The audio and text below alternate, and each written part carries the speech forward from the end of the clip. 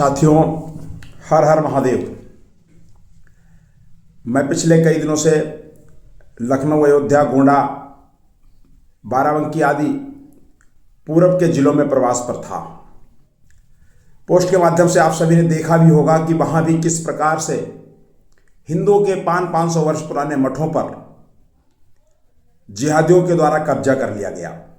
और यह कब्जा बिना प्रशासन के गठजोड़ के संभव ही नहीं है, ऐसा मैं मानता हूं। आप सभी ने शाहजहांपुर के परशुरामपुरी अर्थात जलालाबाद स्थित ग्राम सभा रौली बौली के घटनाक्रम को पिछले काफी समय से बखूबी देखा और समझा है। आप भी समझ सकते हैं कि यह कब्जा बिना प्रशासन के गठजोड़ के संभव ही नहीं था। भारतीय बजरंग दल लंबे समय से लेकर इसको आंदोलन कर रहा है। पिछले वर्ष 3 दिसंबर 2024 को हम सभी को सनातनी समाज के साथ तहसील परिसर जलालाबाद में धरना देने के लिए विवश होना पड़ा था और उसके बाद आंशिक कार्रवाई हुई। मई में न्यायालय के द्वारा कब्जा हटाने के नोटिस जारी कर दिए गए थे मई 2025 में। उसके बावजूद भी इसको प्रशासन की उदासीनता कहें या मिली भगत, कब्जे नहीं हटे थे।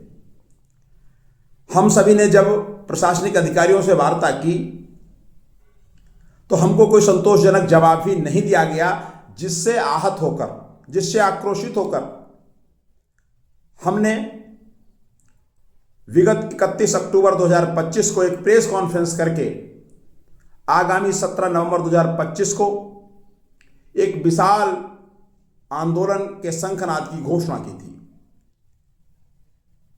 हमारे महामंत्री प्रिय मुनराज सिंह जी पिछले 6 दिनों से गांव-गांव जाकर पदयात्रा करके उस आंदोलन के लिए जन समर्थन जुटा रहे हैं। 26 गांवों की यात्रा वह संपन्न कर चुके हैं, पैरों में छाले पड़ चुके हैं। हजारों हिंदुओं ने उस यात्रा का समर्थन करने का वादा दिया है। कई हजार लोगों से उनका संपर्क हुआ है। ध्यान में आया है कि प्रशासन भी इस बीच थोड़ा सक्रिय हुआ है और उसने कब्जेधारियों को बुलाकर कल अर्थात सोमवार 10 नवंबर को कार्रवाई करने का वादा किया है।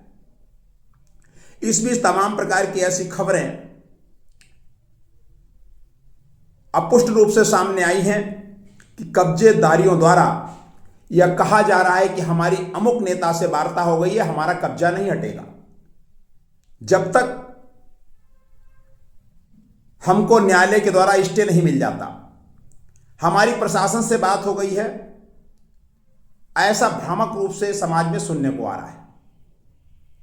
यद्यपि न्यायालय में हमारी टीम, भारतीय बजरंग दल की टीम तैयार बैठी है किसी भी कीमत पर हिंदुओं की शमशान भूमि पर 45 वर्षों से अवैध कब्जे के रूप में रह रहे लैंड जिहादियों को स्टे नहीं लेने दिया जाएगा। उसके लिए भी हम कानूनी लड़ाई लड़ने के लिए तैयार बैठे हैं। हमारी मांग है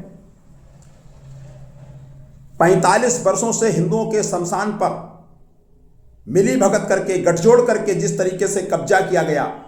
अभी हमारे महामंत्री मुनराज जी ने इस वीडियो के अपलोड होने से पहले एक वीडियो डाली है, किस तरीके से वहां रहने वाले हिंदुओं को पीड़ित करके, उत्पीड़ित करके वहां से पलायन करने के लिए भी विवश कर दिया गया।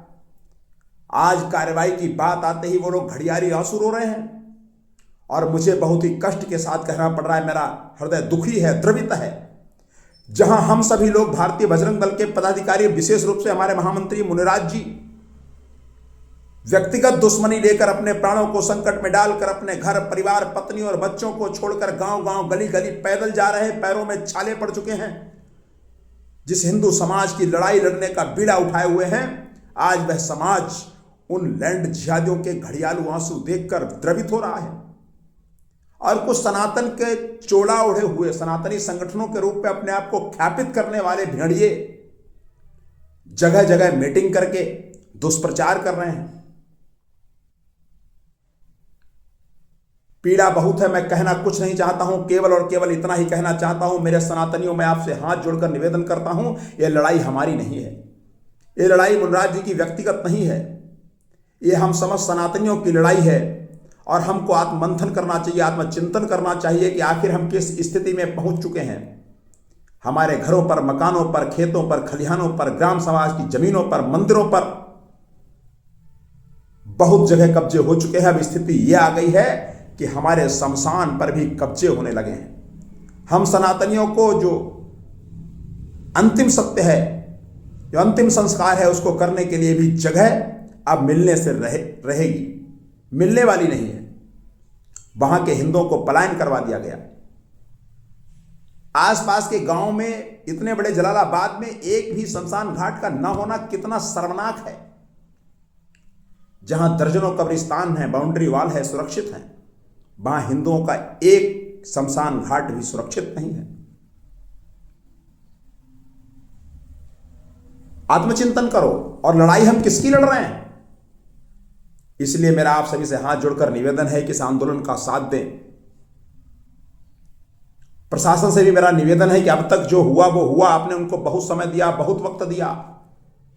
किस कारण से दिया मैं आक्षेप नहीं कर रहा हूं, लेकिन अब ऐसी कार्रवाई हो जो प्रशासन की मंशा पर सवाल न खड़ा करे, प्रशासन के कार्य में लोगों का विश्वास पुनः जागृत हो। ऐसी कार्रवाई हो, कठोर कार्रवाई हो। और घड़ियालू आंसू बहाने से कुछ नहीं होता है। वहां की डेमोग्राफी चेंज करने के लिए बाहर से आकर के मुसलमानों ने हिंदुओं के शमशान घाट पर जबरदस्ती रहना शुरू कर दिया। क्यों किया भाई? वहां के ग्राम प्रधान के मिलीभगत से अपने वोटरों को उस स्थान पर बसाने का प्रयास क्यों किया गया भाई? जिनके पास अपने मकान दूसरी जगह हैं, वो उस जगह पर रहने क्यों आए हैं भाई? और फिर भी यदि बहुत ज्यादा उदार जिनका हृदय है, जिनको पीड़ा हो रही हो, जिनको दर्द हो रहा हो, जिनका कलेजा फट रहा हो, जिनके स्तरों में दूध उतर रहा हो उन मुसलमानों के लिए, उन लैंड जिहादी भूमाफियाओं के लिए, वह उनको ले जाए, अपने घरों में रखें, अपने खेत का 2-4 बीघा उनको रहने के लिए दे दें। लेकिन हिंदुओं का शमशान घाट उनके लिए नहीं है। हिंदुओं का शमशान की भूमि, हिंदुओं का मरघट खाली होना चाहिए, उसकी तारबंदी होनी चाहिए, उसको सुरक्षित किया जाना चाहिए, ताकि वह हिंदुओं की अंतिम संस्कार के ही काम आए। हम ये लड़ाई लड़ रहे हैं और आगे भी अपनी शक्ति और सामर्थ्य के अनुसार ऐसी लड़ाइयां लड़ते रहेंगे। लेकिन मेरे हिंदू भाइयों, सद्गुण विकृति से बाहर निकलिए। हद से ज्यादा संयम कायरता कहलाता है, इसको ध्यान में रखिए और अपने अधिकारों की रक्षा के लिए खड़े हो जाइए। संघर्ष नहीं कर सकते, कोई बात नहीं, हम लोगों का साथ दीजिए।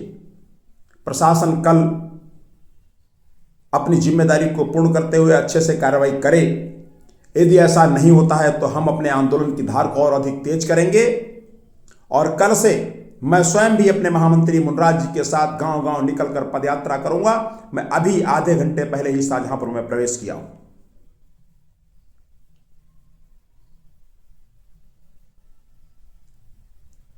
और इसके बाद ये विषय अंतिम नहीं है, अन्य भी बहुत सारी जगहों पर जिहादियों के कब्जे हैं, उनके विरुद्ध युद्ध का शंखनाद किया जाएगा। अभी गुस्से और पीड़ा में मेरे शब्दों का अस्त व्यस्त हो जाना स्वाभाविक है, इसलिए मैं इस वीडियो को समाप्त करते हुए केवल इतना ही कहूंगा। मीडिया के बंधुओं से भी हमारा निवेदन है कि आप श्रेय जिसको देना है उसको दीजिए। चाहे प्रशासन को श्रेय दे दीजिए, चाहे उन 45 वर्ष से अवैध कब्जा करने वाले लैंड जिहादियों को श्रेय दे दीजिए, चाहे योगी बाबा के बुलडोजर को श्रेय दे दीजिए। मत देखिए हमारे महामंत्री के पैरों में पड़े हुए छालों को, उसके संघर्ष को, उसकी तपस्या, उसकी ध्येय निष्ठा को मत देखिए, मत दीजिए कवरेज।